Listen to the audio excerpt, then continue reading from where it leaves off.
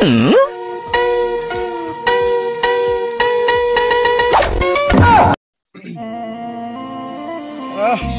বন্ধুরা তবে মন ভরি খাতেও পারিনি, আজকে জানটা উজাড় করি খাবো।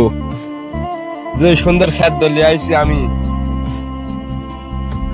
শালা অনেকদিন হয়ে গেল, শহর ঘাটে কোনো মুরগি টুরগি পাই না যে খাওয়ার মতো চিন্তায় খাবো। দেখি আজ মেলা দিন পর মাঠে আইছি, যাই পিছে।